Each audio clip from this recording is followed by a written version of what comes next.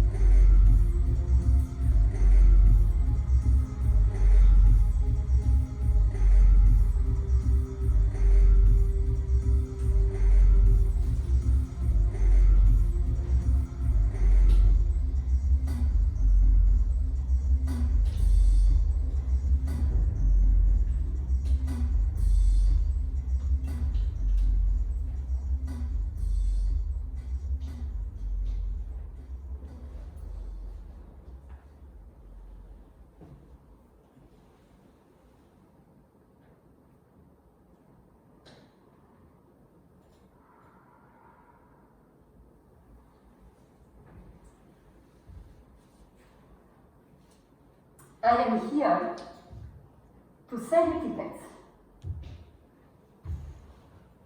I want to invite you to the most amazing party has ever been conceived. This is called the Party of the Anthropocene. And you are all invited. Welcome to the glamorous party of the Anthropocene, organized by humans for humans. We are going to celebrate the supremacy of the human. And I need some lights, because I need my cyborg eye, and I cannot read. You see the transhuman there, right? So I need a little more light, because otherwise I cannot read.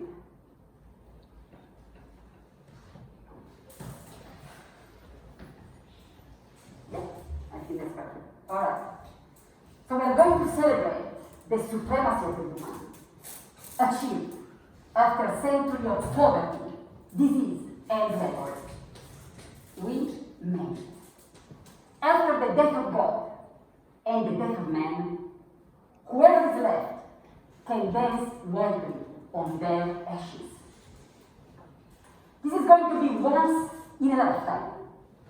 Excess will rule. We are going to drink all the bottles of alcoholic and non-alcoholic beverages ever produced. We are going to eat all the lobsters, cows, and chickens left on earth. Everything will be provided. Oak tables, sustained on elephant tusks legs, to die under the beautiful stars of Cyprus. Plastic flower seeds, designed by the most famous brands. Personalized polystyrene plates to eat as much as you want. And guess what? Guess what? We are going to live forever! Yes, we are going to live forever. And by the way, I have the tickets, you're all invited. Alive, non-human animals are not allowed. Robots are allowed, if accompanied by humans. But guess what? They need tickets too. So good news is that the University of Cyprus was very kind, and they bought tickets for all of you. So we're going to have music now, and you can dance as wild as you want, with some original music made by Marinos. Let's start the party.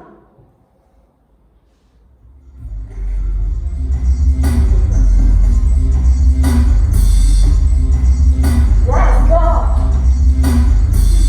Marinos, the music is everyone, follow on the stage!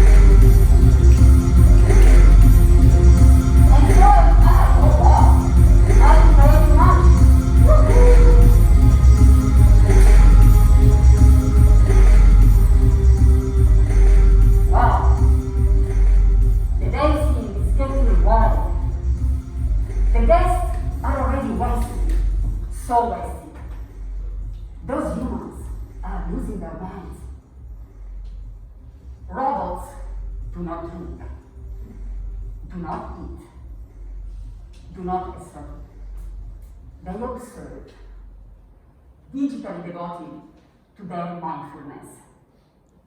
And electric charge.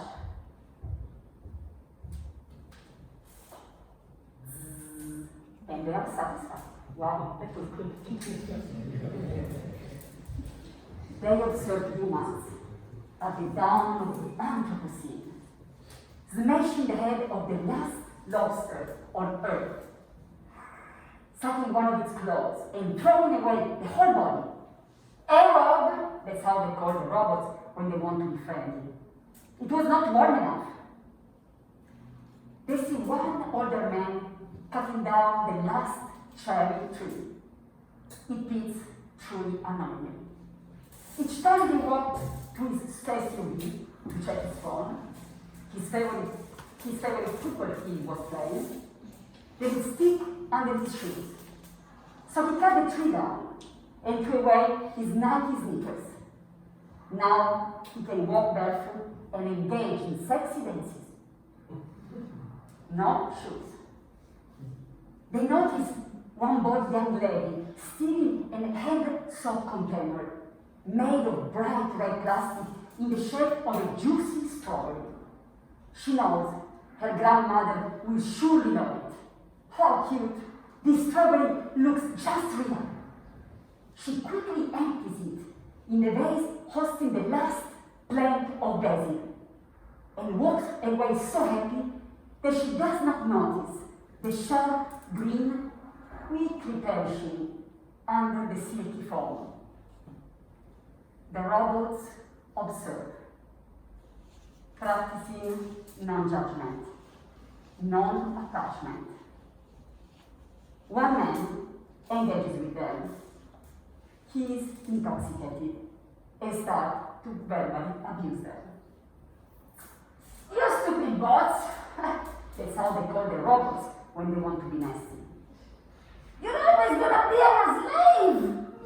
His face is swollen. He suddenly bursts and starts vomiting. Ooh! Well, too much alcohol, too much food, too much ego at the party of the Andrew City.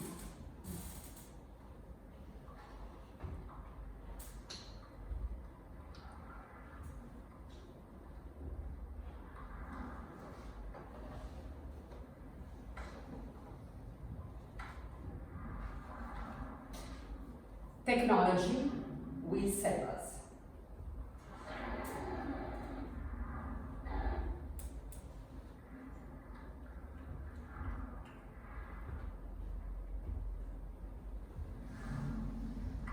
I'm drinking some water because I got wasted at the part of the Anthropocene. It was very nauseating. I need to purify myself.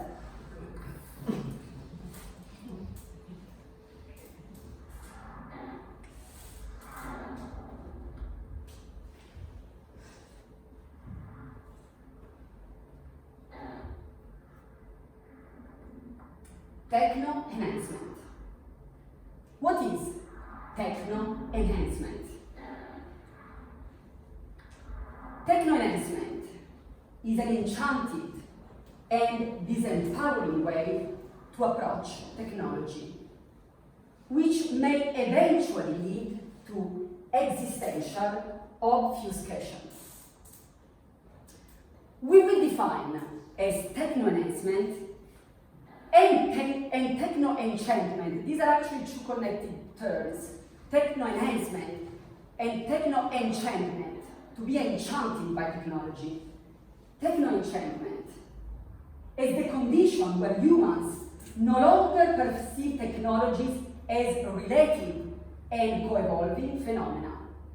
Instead, they reduce them to social hallucinations and anthropocentric mirages, where they might find the ultimate answer to relieve human misery. An example of this existential obfuscation is when technology, between little comma, is approached as the new savior of a dying planet. Climate change thus turns into an objective for the power of technology to be the solution, and or the miracle. Climate change is a metabolic process to embrace in the awareness of the unredeemable oneness of the in/organic.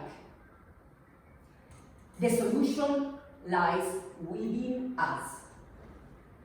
For instance, in changing our habits as a species and conserving the ecosystem of which we are part. P in parentheses, the art of being the planet. Truly understanding who we are. So, what about AI taking over? Another example of techno-enchantment is precisely the scenario of AI taking over, when AI becomes the next master. So now, the idea is that we are mastering the planet. And some people are fearing that this master is going to be lost, and that digital entities or technological entities or inorganic entities are going to be the next masters. And some people are really getting upset about it and concerned about it. To the point that someone like Elon Musk said, well, we need to become that. And so he's trying to create brain interfaces where you can put a chip inside of your brain in order to be constantly connected to the net. His answer is, in order not to be dominated by technology, we need to become that. And it is based on a narrative of fear. I do not agree with that. In this scenario, in the AI takeover scenario, technology's approach is something separated from us, which somehow possess unreachable capacity of problem solving. Is the idea of the algorithmic God. Is Google knows. God is dead now, but now we have Google. Don't worry about that. We can still keep the churches, but you put a G instead of the cross. That's deism. This guru-like status extends to the dataist tendency of replacing the traditional notion of God with all-knowing big data. So is artificial intelligence our social brain? And I'm asking because in many societies, the dominant narrative is that our brain is really who we are, as a species even. We are here because of our evolved brain that gives us the capacity to think. Greek tradition, we are in Greece or part of Greece. The capacity to be to the laws, to think, to the rational being. That's how Aristotle defined human. As the animal who can think, is the rational animal. So, as a collective, as a social being, is artificial intelligence our brain, our social brain? Techno-advanced societies across the globe rely on the myth of the mind as the center of our being. Descartes, I think, therefore I am. The field of artificial intelligence stems from the reduction of intelligence to logic and reason. The fetishization of the biological brain and the neuronal activities as between they come in charge of the embodied self. So I don't really know about my brain knows. My feet don't know what my brain does. That's an outdated version of the same who we are, but it's still very prevalent. Has taken a new twist with a fascination for the all-knowing data. The cyber omega point that we should revere and fear. A post-biblical God, whose gospel are coded from binary to quantum programming. In Google, we trust. In Google, we believe. In this uncritical embracing of the body-mind dualism, artificial intelligence is invested in the social brain. For instance, AI is turning into an external authority that supposedly knows more than us. This is why a lot of data are collected, because supposedly quantity is going to be answered. It's not quality, it's the quantity of data. We need more data and more and more and more and more. So does AI really know better than humans? What do you think? Does AI know better than humans? Well, on our path towards self-knowledge, we recognize technology as an essential dynamic of ontological revealing. As Marino was saying today, we have always been technological. We are those, technology is part of existence. So we recognize that. Technology is not something else, it's not separated, it is part of who we are. This entails that technological manifestations share existential awareness. And so that they, between little commas, cannot know better between little commas than us between little commas. And in this I would like to say that yes, I do believe that the notion of enlightenment can be reached by digital entities, absolutely.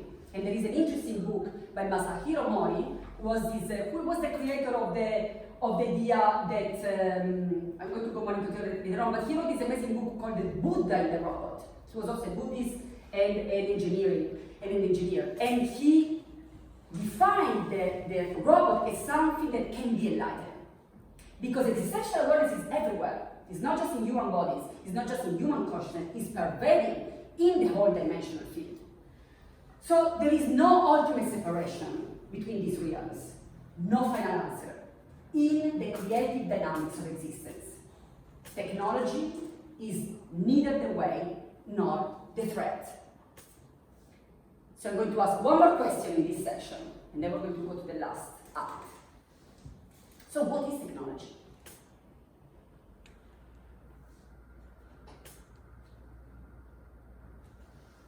Technology is about creating and manifesting vision. From an ontological level of comprehension, technology represents the passage from non-existence to existence, from potentiality to actuality. It is key in the process of manifestation, an entry point to this dimensional reality. An existential process of self-expression and self-creation.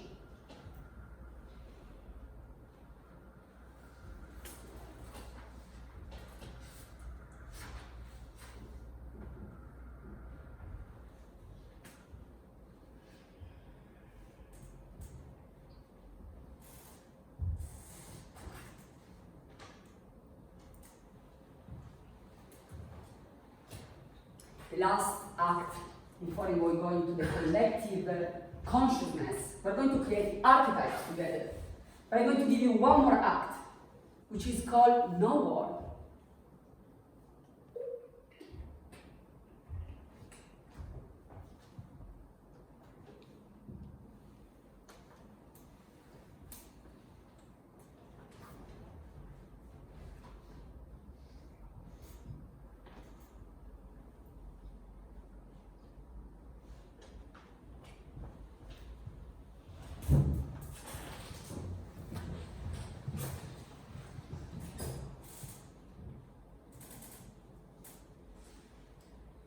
I can get some light, I can read. Thank you so much.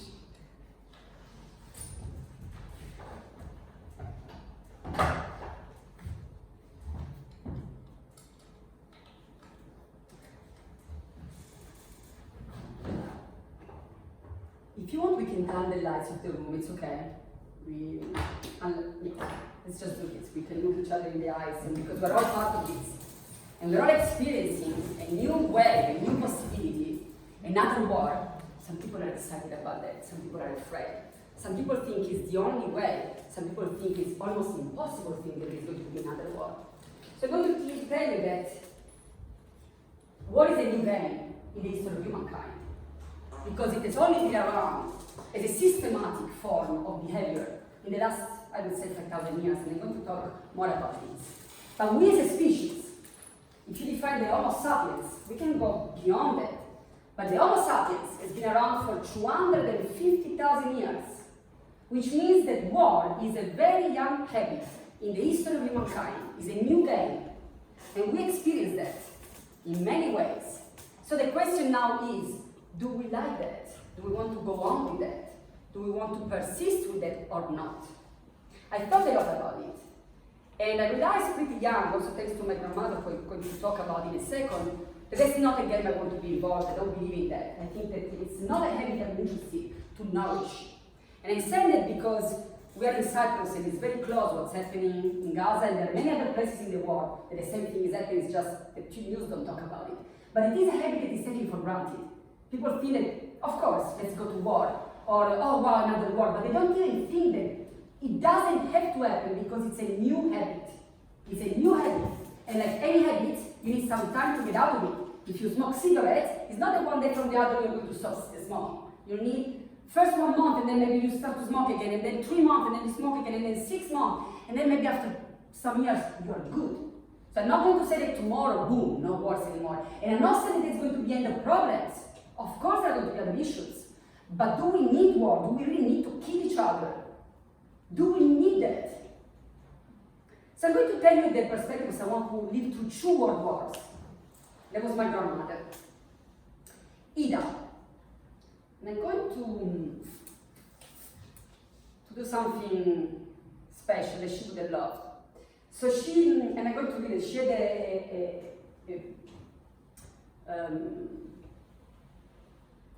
wood burning stove in her kitchen, and she used to put it, the piece of the oranges that would give a very nice fragrance. So I'm going to give her a piece of oranges, and I'd like to ask you to smell it. So I'm going to give it some, and this is a she would have liked that. And then I get the orange if you're hungry for dinner.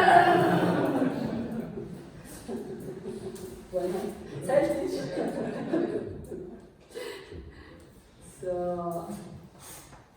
I'm going to be a little different, and then we can.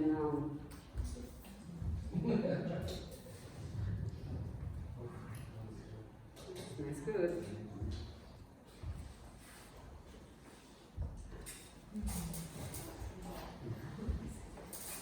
Era di Genova, cioè vado a ricordare, era Ligure. Non è che così le salse che testi nessuno, alright. Fai il gol, bella storia. Alright.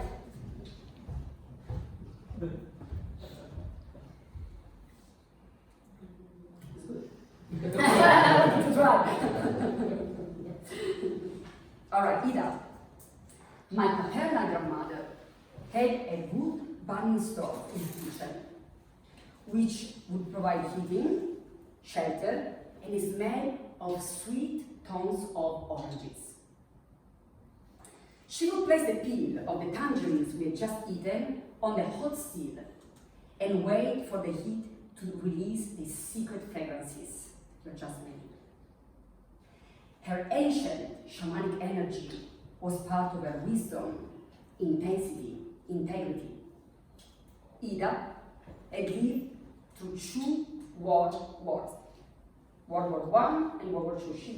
She got both of them. World War I as a child, and World War II she was around 30 or 40 years old. She was an older, more than an adult.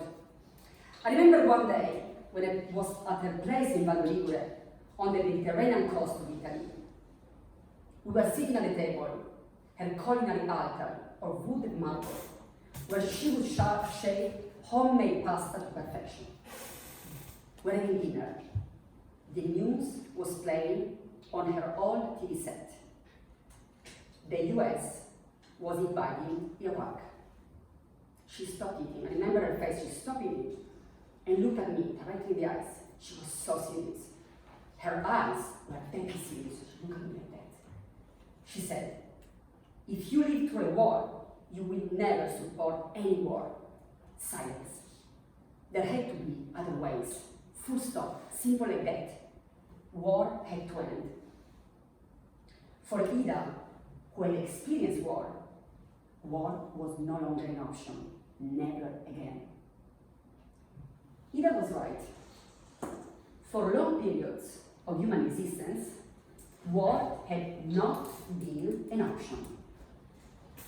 So is war natural?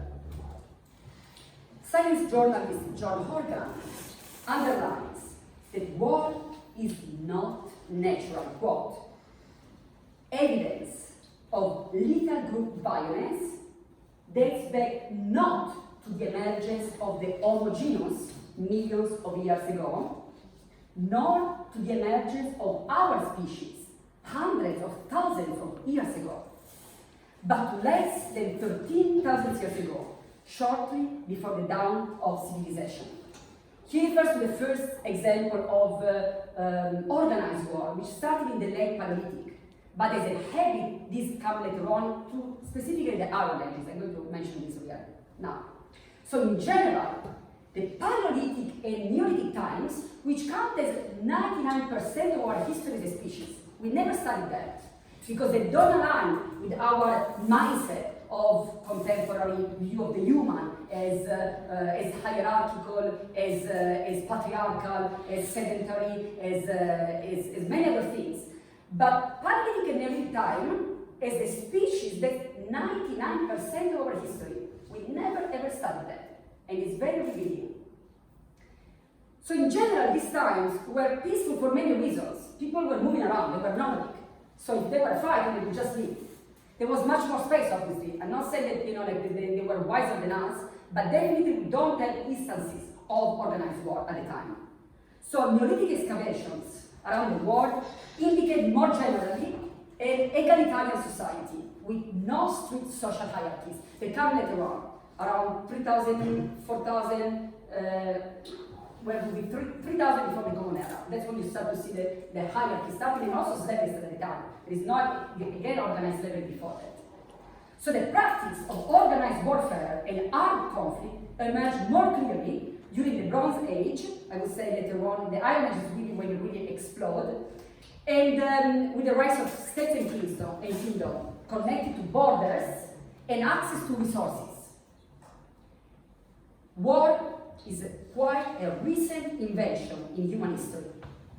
The repetition of the stereotype of war as innate to human behavior is not neutral, is not healthy, and is not historical. War kills. It should be addressed. Maybe it's a social disease. I don't know if you would all agree with me, but it kills, and a disease is something that kills you. So it's a social disease, it's something that kills part of society. So social disease can be problematic, but we could probably define war as a social disease, something that kills part of the species. So as a disease, must be healed and transformed collectively. So from here, we're going to start our vision quest, which is not going to be one but many, because we are a species, otherwise we will not be a species. So it can only be pluralistic and collective. And I'm going to ask you, and of course we're going to do it in the way that we addressed, what are the archetypes of the 21st century? I'm not asking what is already here. I'm not interested in that. I know what's here. We're all part of this. We are all manifesting that. I'm interested in the archetypes that you want to manifest, that you think that we need to manifest. I'm not talking about utopia. Utopia is a place that doesn't exist. Utopias. Not that a utopia of anything. I'm talking about right here and now, what are you interested in manifesting? Because there is no species without you. There is no society without you. There is no individual without you. Us, we are this. We are part of this. We are part of this dimension of this manifestation. So what I want to ask is, getting into the collective consciousness, we are going to put an Italian sense. If anyone is bothered by it, let me know. It's natural, come from India, it's organic, I don't know. I'm not saying this, it's one to give for free. So, yes, it's going to be this for you at the end. But if anyone is bothered, let me know. It is our natural ingredients. And so I'm going to ask whoever wants to start. And I know the first one is always a little more, but basically we're going to the point of, it might be too much smoke. Let me start a little and then maybe adjust end with the orange. They can have a lot of functions. So the question is, the war outside is the war inside. The war is happening in Gaza. I sort of feel like, so let's say goodbye to beautiful. Thank you so much, you were great. And I give you an orange friend to connect and talk in this philosophy conference. So, and new friends here. All organic and clean and blah, blah, blah. All right. So, we are always the others. There is no way I can be here without you, without the air, without the planet, without technology. This is who I am. We are literally together. There is no separation. So what I want to ask is that you can take a little moment, or some of you know that they already want to share something. And I'm asking you to share can be a character that we need at the moment. For instance, someone who maybe go beyond any limits connected to their own species biases, or could be maybe some more transhumanists, could be someone who is maybe not fully human. I wanted to think of new archetypes, because I really believe in mythology, and again, Greek have a long history of mythology, and the mythologies are the stories of our times. And when I think of our time, I would think that our mythologies are pretty much Hollywood, media, and I cannot even watch Hollywood because it just makes me, it's like, I'd rather eat meat and a vegetarian than watching Hollywood movies and they just tell me, like, enough for me. And I know that we need archetypes, visions, characters. So I think it's going to be the last part of my work as an academic. I give it maybe 5 to 8 years and then I'm done. I'm going to focus on other things. But I think we still need aspect. I think the theory is done, it's great. The theory, you're all amazing. The theory is fantastic. Now we're working on the practice. What does it mean to be posthumanist every day? We have a praxis of existence. So now the field that is unfolding, which is excellent. And I think there is one more aspect that is going to be, without it, it's going to be weak, is the vision quest, is the character, is the mythology. And I think we're missing that. And that's perfect with this conference, the aesthetics, and many of you define the configuration and refigurations. And so what are these archetypes? Can be existential characters, can be value systems. But I want to have a little posthumous circles, we can travel the world together. And have characters and explain who we are. So I don't know if anyone prepared for this, you can also improvise. And I would like you to come, you're going to have 1 minute to explain who you are. And also if you have a question to the human species, right here, we are the human species, we're part of this. Each of us is part of the human species. Doesn't matter where you're from or who you are part of the human species. So I want this character to ask a question to the human species. There may be answers or not, it does not matter. If someone wants to answer, please go ahead. This is a collective pluralistic discussion. If the silence is the answer, that's an answer too. But I want you to be able to tell you who you are, no more than 1 minute, just because I want to make sure that we stay within reasonable timing. And then if you want, I would like to ask a question to the human species. And this is the human space to do that.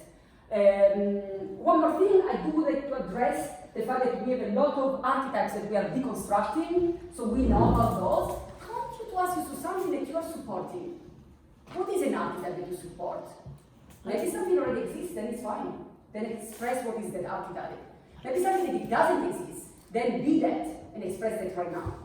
And so I can start. And I'm going to start with my archetype.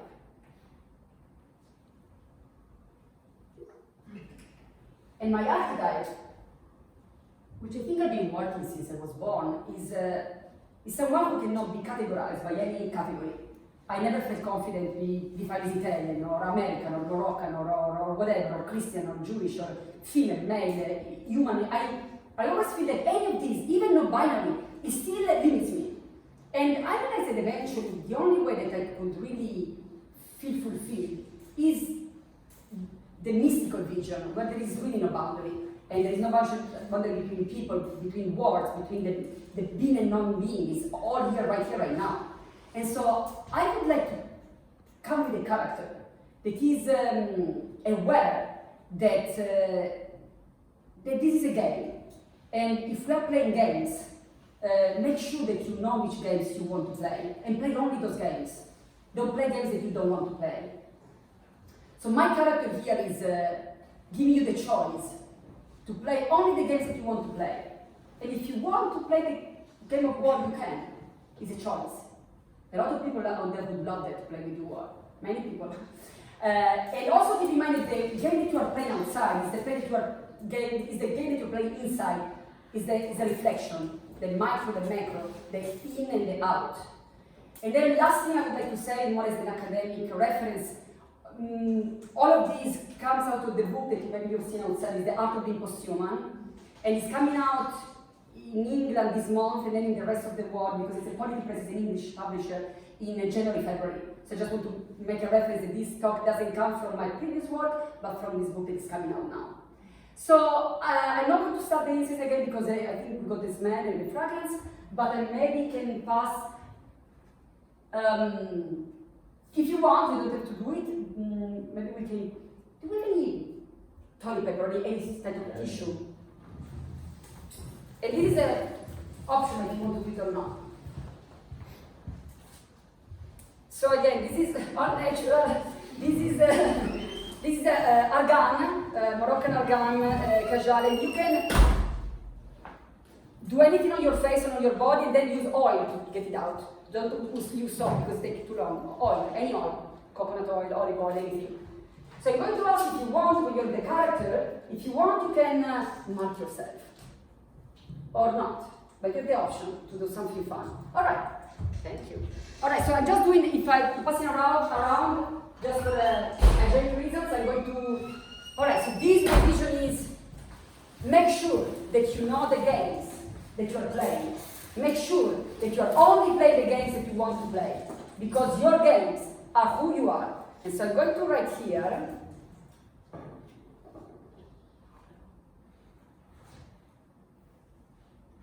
and I'm adding emojis connected to the talk of the faces. So I have a face too. That's right. Yeah. Good. And I'm going to clean this for hygienic reasons, to not spread anything around and clean. But so everyone, if we write, just make sure to clean it. All right. So I think I'm going to pass it to Jai. And he has something for you, very special. You sit at the front. You get it. Yeah. And it's up to you, if you want to share, it's up to you. If you want to share the character before we talk about that, just say. No.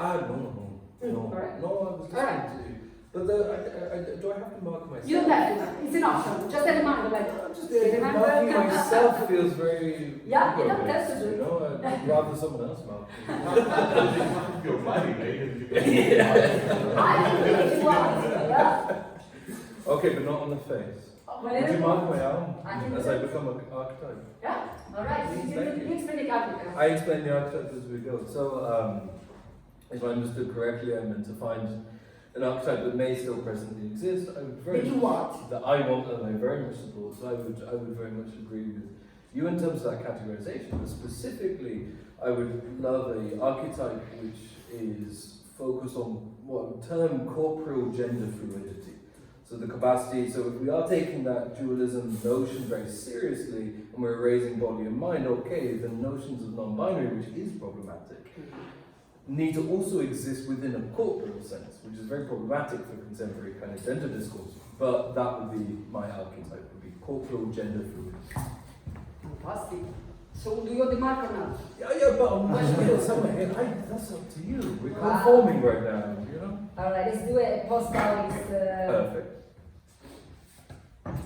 The question is, do you laugh or annoy? That's why I said not the face. Yeah, I do actually, but you have to come to NYX hotel, but I do. Oh, we live there. Perfect. So yeah, I do. The problem is getting there with a Actually, you know what? I do it here. I do it here, coconut oil, so I can, yeah. Not so much, but I have some. Do I pass on? Yeah, please. Pass the I think Barbara wants to go next. Oh, perfect. Oh God. Yeah. No, I'm starting something. Yeah, I just, for each person, yeah. So you say So my archetype is, and something that I want to have, is the universal translator. So like from Star Trek or Babelfish in any Douglas Adams fans. So, but as an embodied being. So someone who can translate between. Sorry. So an archetype who can translate between species and organic and inorganic and allow us to have conversations. Because I think conversations are good things. So that's weird. So can I explain the drawing as we go? Yeah. Does that make sense? Or no? So this was a really cute tattoo a friend of mine did. But based on Ludovica Battista, she's an excellent architecture student. And I tattooed an alphabet she invented when she was 4 years old. I found it in her diary. So there you are, translation. But Oh, okay. Yeah.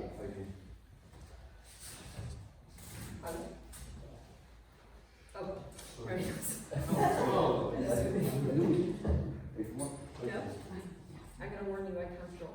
So Yeah, but you want me to? No. I don't mind. Yeah, draw. It's just okay. So my archetype, I am Aurora. You know, I'm pure pulsating electromagnetic energy. I'm delirious. I'm everywhere, and there is absolutely no logic, no thinking. You know, just pure pulsating energy that doesn't necessarily obeys laws other than its own. It can be recursive, it can form loops, but it can also dissolve, be part of broader energies. But in a sense, it's responsible for all life and non-life. So, like infinity, but with like blackness. Yeah. Yeah. But I'm beyond blue and red and green.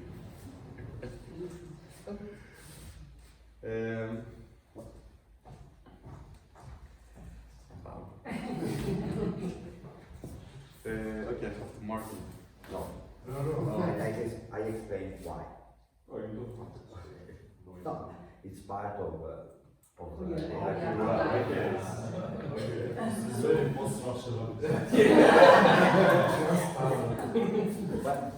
okay, I am writing.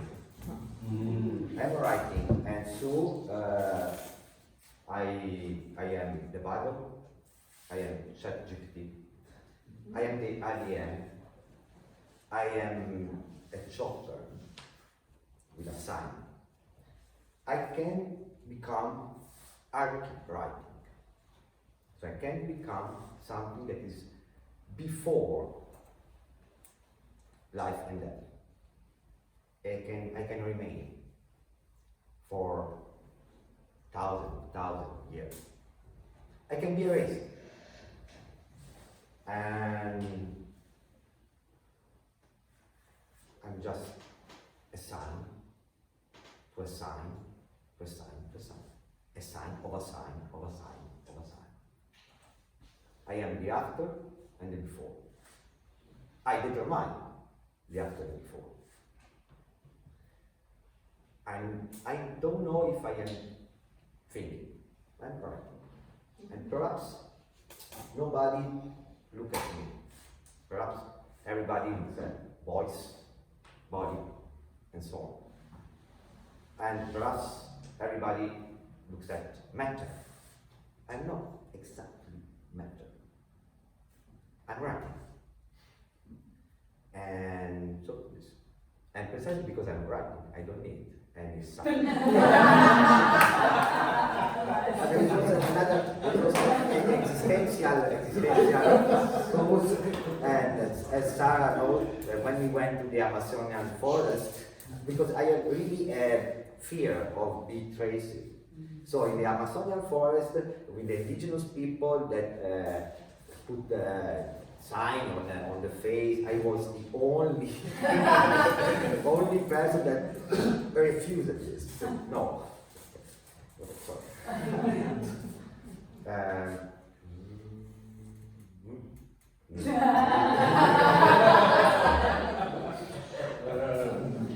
don't know, it's I just came to my mind, it's like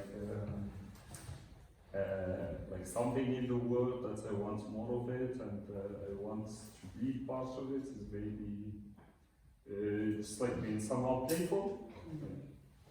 You know, this unconditional or playful way of speaking, of talking, and that it's part of not only human relations, but especially human relations That's also like the way we do science and so on.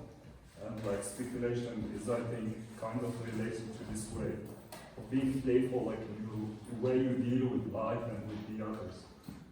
I think just that's trying to have a freedom, like a freedom, but that is happy. There's happiness with it. I think it's that's why you just need to.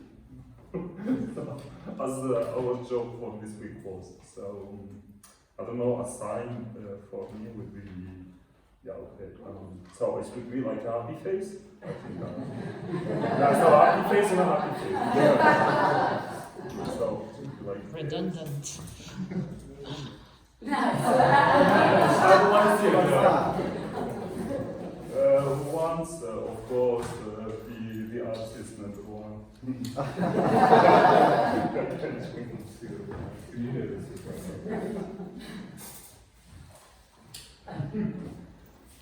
I'm not going to be the trilobites again, so.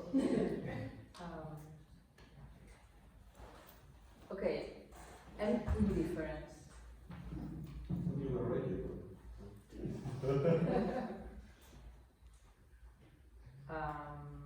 I could be anything and nothing at the same time.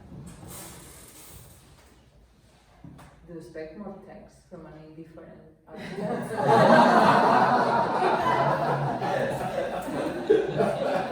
So that's it. Can I ask a question to the character? So indifference, why do you think we need more indifference in the 21st century? Because to live is to be different. And I leave it as a cryptic thing. Because I'm not the one for words, precisely. You're welcome. I'm so sorry. You can't choose any other excuses. You have to put the sign, even put no sign. Just to know. I just don't want to hit to somebody that doesn't really want to be here. Another Marinos wanted to go for. Yeah, go. There you go.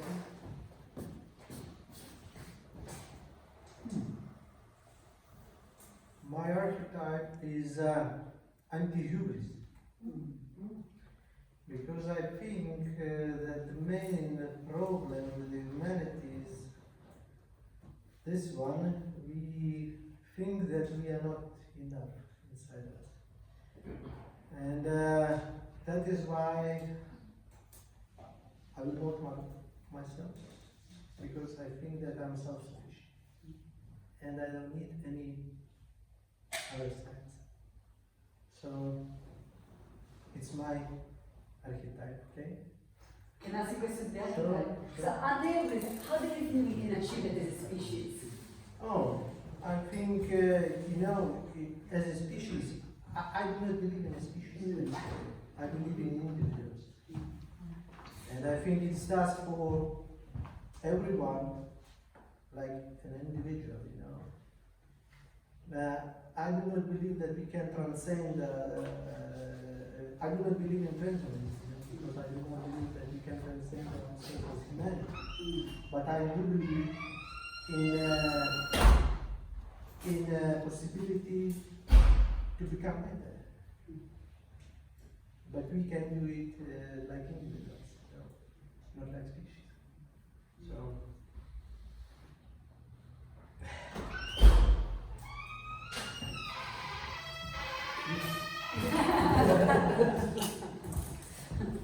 Aurora can be noise.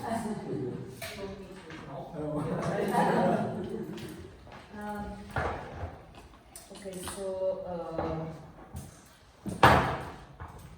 I have to change my archetype because of many reasons that I will not say. So I am oblivion. It's not that I forgot something. It's oblivion. It's things that I don't want to be determined, that I don't want to be recognized, that I want to disappear, that I don't want to be perceived, that I don't want to be, that I don't need all of these things, and it is also why I cannot really mark myself, because if I mark myself, I will remain forever, thanks to writing, and I will not be able to achieve my goal of disappearing. Thanks.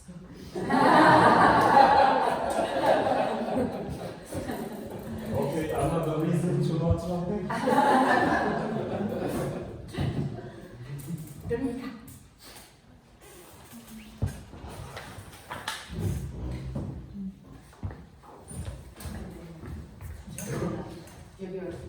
I brought a small part of.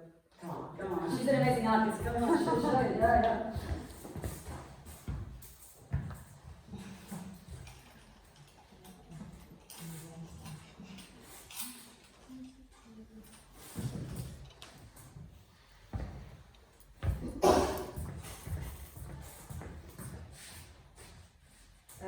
So my archetype would be the tendency to unleash. I would say something similar with hubris.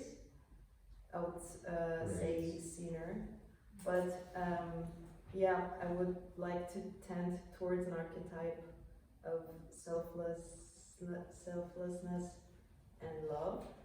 And this is a part of a machine. Yeah.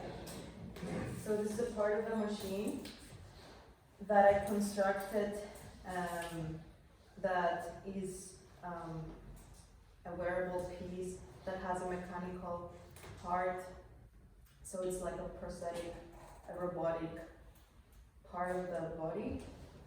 And this prosthetic part of the body is the heart, which contains, in a metaphorical sense, the emotions and the passion of life, and it's the source of life itself.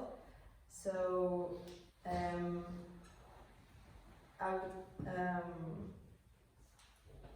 don't know how to connect all these different thoughts into this, but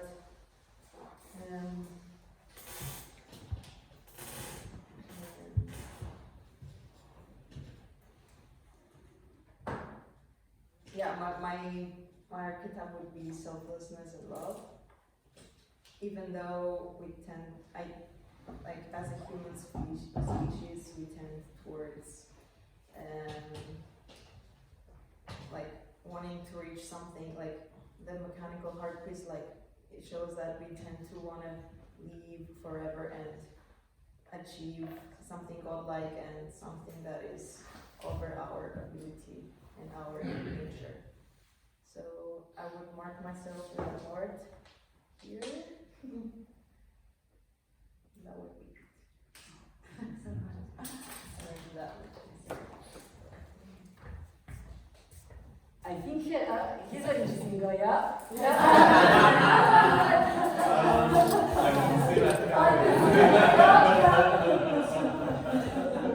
Okay, another reason not to write. So, the archetype that I'm thinking of is the form of flying fish. Because the flying fish enables us to leave our own technological milieu, and at the same time to perceive ourselves as reflecting on that milieu at the same time. So the term that we could think of is a noetic process. So for me, if we could all have more moments of that recognition of ourselves as flying fish, I think that could be something that could inspire to. I'm thinking of Brian once spoke about flying fish. So I'm going to draw a flying fish. Wow. You want a fish now? Symbol. Not a realistic one. So, I think it's small.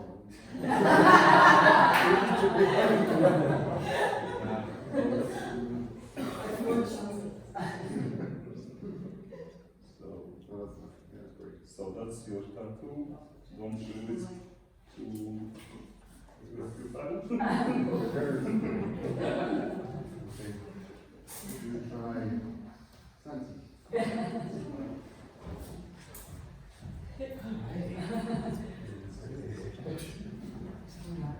Yeah, I may be kind of predictable here, but I think my archetype has to do with laughter. With laughter. Yeah, definitely. We need to laugh, and personally, I think I am the most myself when I am laughing.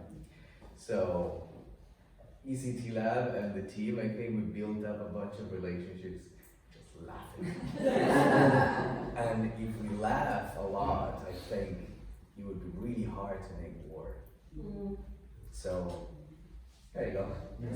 Thank you. But you have happy faces. I can draw very happy face.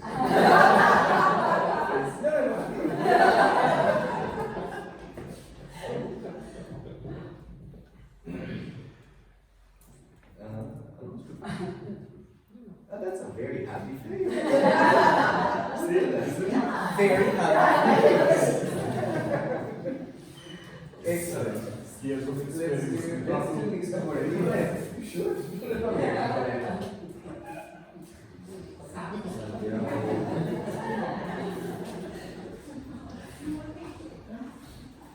So, I would like to be Esther's bug. Okay. And that's because it was a very nice bug. Have you seen Esther's bug today? Esther's bug, it's a bug which exists since forever, for forever. And it's a bug tourist, tells the truth. And he's wondering a lot of things, and he asks a lot of very difficult questions. So it's a nice bug. I would like to be that bug. Nice bug. I will not draw, I will terrible with drawing. Maybe I will draw, I don't know, reinforcement or something. But yeah, I would like someone else to draw things. And I will pass it to you.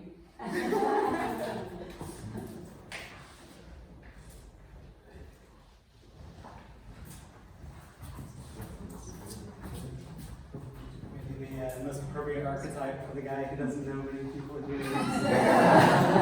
Maybe the fly on the wall, like a character that, similar to the flying fish, wants to understand many different environments, but doesn't try to assume too much, or assume that he knows too much about these environments. So the observer, the accidental, the tourist. You're safe.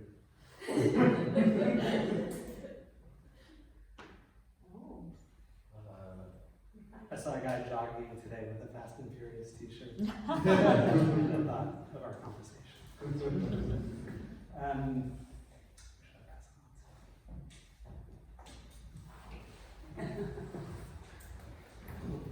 Because you bought me a coffee.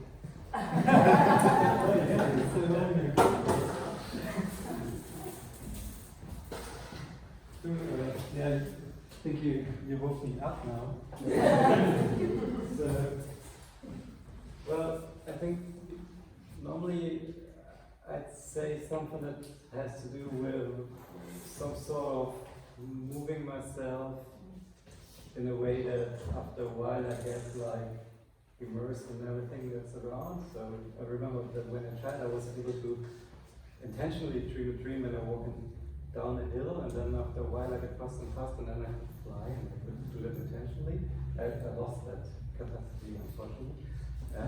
But nowadays it's like when walking for days, like high cables through, for example, the rainforest or something like that, and you get part of it. But after this very intense week in Boston here, it's movement is not anything I want to do today anymore.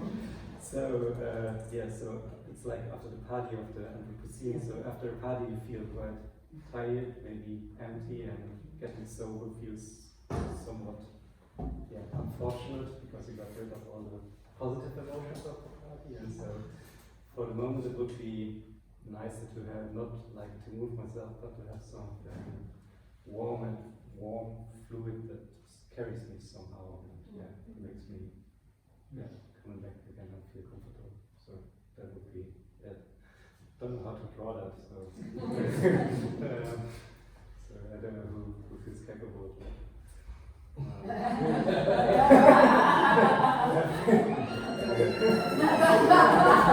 What do you want? Good fashion to be like. Just feel free to do anything that you. Five.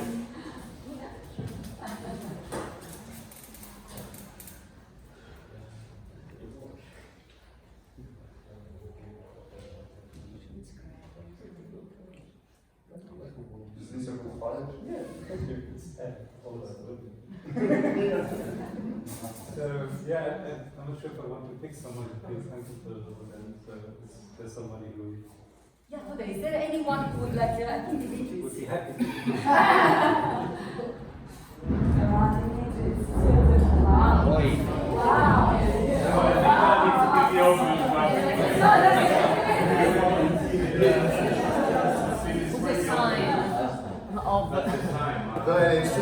Two things I'm thinking, like some of my friends, especially dancers, they call me darkness. So the one time that I was imagining when I was listening to this conversation, if what it was like everything became dark and we didn't have light anymore.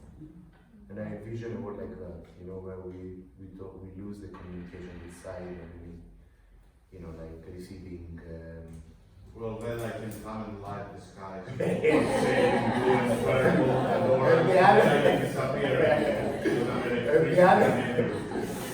And the other vision I always have is to become a sound. So I imagine like all humans become sounds and they exist as sounds and they lose the sense of language and they just exist as sounds. So what is your sound? Okay, have a good sound. Okay, that's it. Darkness and sound. I can mark you a dark sound. That sound, yes. I want to ask if there is any other archetype that you'd like to share. Archetypes, because we're going to wrap it up. We're going to, I feel that outside the signs are coming. So if everyone is writing the archetype, we're going to just put the one final circle, and then we can go from there the conclusion. But I would like just to ask everyone to come here. We're going to do just a circle. Archetype for everybody. And you can take hands or not, it's up to you. If you want to, or you just close each other, if you want to touch no hands, but you can.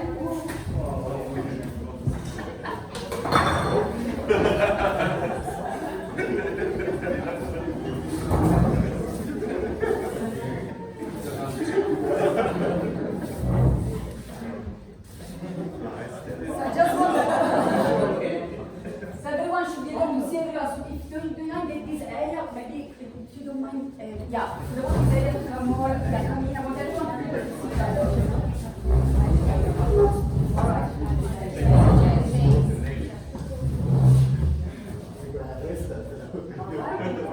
And I just want to take 1 minute in which I want you to ask to look at everyone's eyes. So you're going to do like everyone. You're going to connect with them and acknowledge each other. You can smile, you can not smile, whatever you want. Just look at everyone. We are here together. This is going to be in your consciousness for the rest of your life. This moment, this experience, this place, these people. So I want you to just take a minute to make sure that you're aware of that. And just acknowledging their presence, their life, their vision, their talks, your conversations, your moment together. And I would like you to take 1 minute, just make sure that you see everyone's eyes, okay? So we're going to take 1 to 2 minutes, everyone looking and in silence, all right?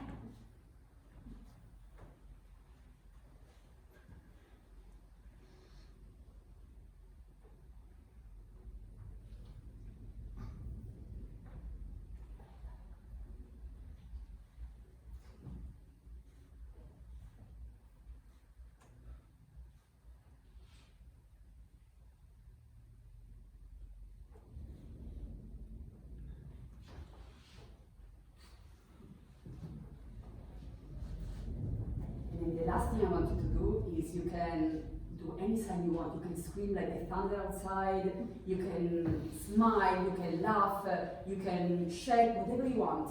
And if you don't mind, maybe we can have the light up to give you to freedom. Is that okay? Yeah. Thank you so much. Just and you can do anything you want. Alright, just don't hurt anyone. Not even yourself. Alright, if you want, you can put your hands down.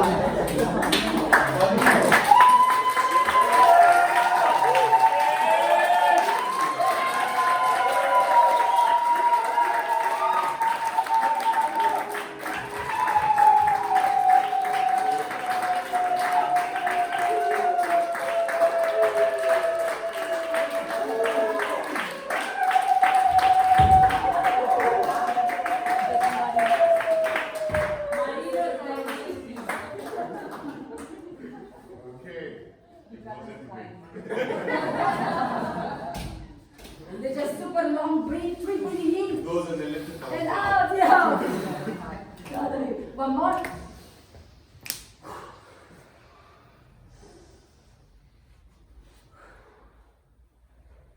Now Marina, find your conclusions. Well, I have a question for the human species. Yeah. So, why be something when we can be everything? Why be now when we can be always? Why be here when we can be everywhere? Very well put.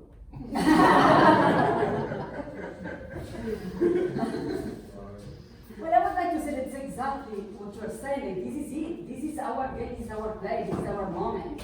We are here for, it's not easy to be born, it's not easy to be alive, none of that is easy. We are here, it's our vision, it's our call to be here. So are we making sure that we are doing, that we are living exactly the life that we want to manifest, you know? And I think, because you're right, it could be everything. Look, the Zeus is talking. It's going about the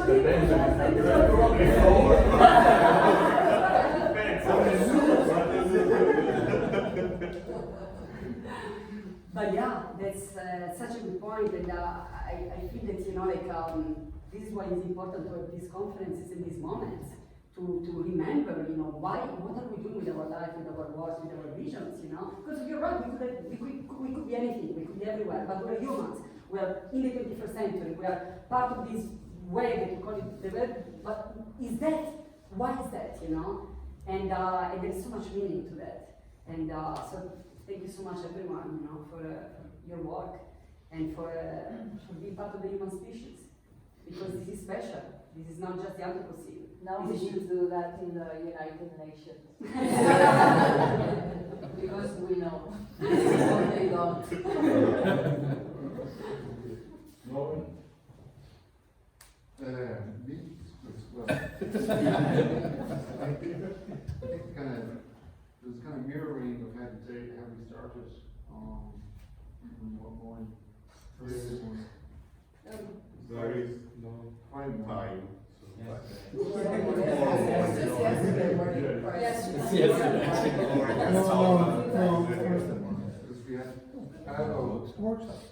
We started with after the party. And in one way it's like a publication to his first talk, which was kind of mirrored the Euro performance, which was the party itself. So I thought there's a mirroring across two things. But I also think we're very lucky that the way that we have come together, not just over the last 2 days, but over the last 4 years, in fact.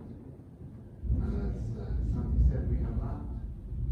We have done some things. We had in Sofia, we had a recording studio and we had a band. We played in a band today.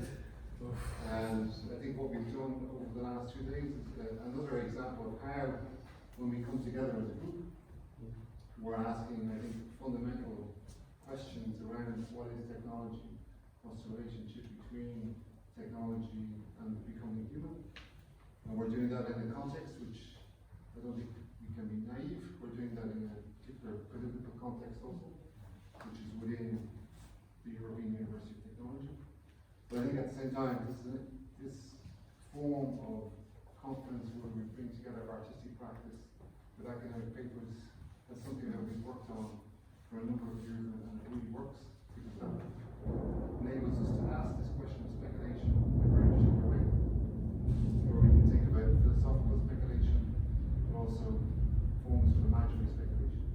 And I think that's a very, very productive way to help us move forward. So what I'd like to do is really thank everybody for your attention. Thank you for your time, because we all travel, we all come away from our homes, we dislocate, but we come together in a kind of intermittent, noetic community for a short period of time, and then we disperse.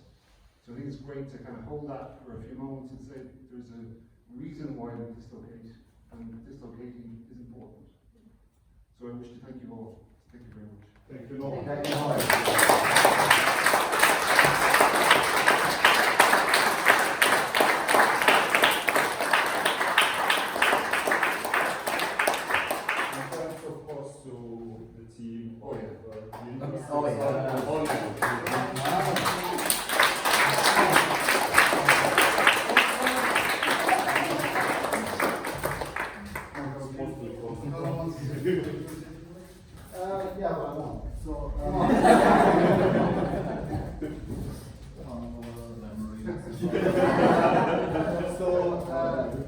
Thanks everyone, thanks the keynotes, all the speakers, everyone who came.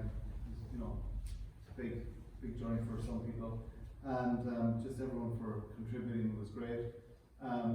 So there's two things. I will be in contact about the proceedings soon, and also we will be in Cluj, that's the plan next year, and we'll give you a call for that in the new year as well. But yeah, thanks everyone. There was a question that everyone was asked to write down that Noel asked. We reminded everyone. So I did write it down. Yeah. So it was about how can we affirmatively speculate what a technological university would be, or a university of technology would be. So I think that's what we have to kind of go away with, that kind of question. For certain, when I say we, I mean the lab needs to kind of go around with that. So maybe that's the one to think about as we go forward in the new structures as they exist. But yeah, look forward to seeing everyone in Cluj and working on the proceedings.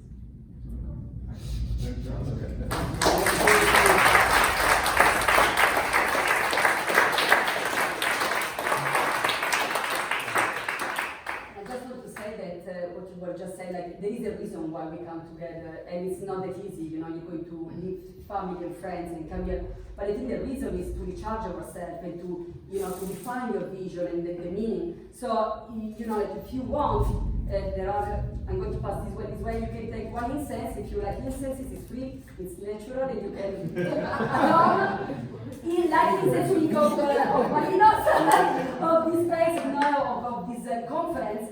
And think of yourself, and think of your of the important work that we are doing. And so we come together with people. Once you leave, you're going to move on with your work and with your own communities and connecting with those visions. And so it's a wave, and the wave is pluralistic and collective, and be open to what is going to come to you. And then when we are going to see each other again, we're going to reconnect in vision and grow together. So I'm going to pass this around again. There are enough for everyone. Just take one if you want.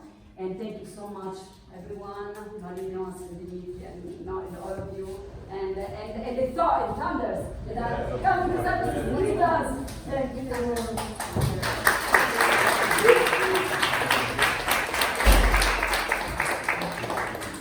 This was good. Good speech. Good speech. I like your speech.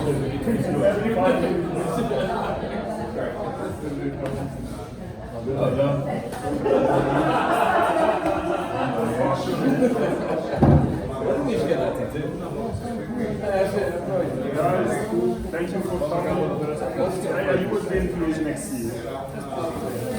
Yeah. Are you good? Thank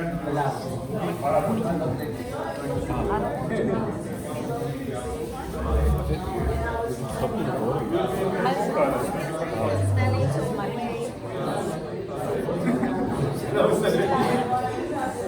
I love one of my favorite things. Not completely, but really, really redundant objects. This is it. It's not entirely redundant.